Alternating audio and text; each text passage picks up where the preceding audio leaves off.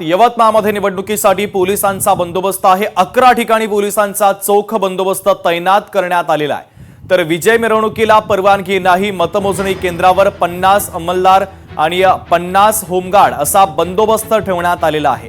कोणताही अनुचित प्रकार घडू नये यासाठी आता पोलीस विभागाच्या वतीने देखील सतर्कता बाळगली जाते। यवतमाळमध्ये निवडणुकीसाठी पोलिसांचा हा तगडा बंदोबस्त आता ठेवण्यात आलेला आहे। 11 ठिकाणी पोलिसांचा चोख बंदोबस्त आहे। विजय मिरवणुकीला परवानगी देण्यात आलेली नाहीये।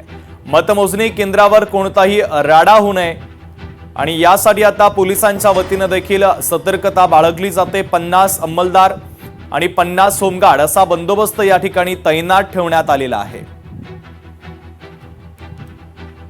आपण 11 ठिकाणी जिथे जिथे मतमोजणी आहे प्रॉपरली सर्व मतमोजणी केंद्राकडे 5 अधिकारी, 50 अंमलदार आणि 50 होमगार्डला पण फिक्स पॉईंट बंदोबस्त लावण्यात आलेला आहे।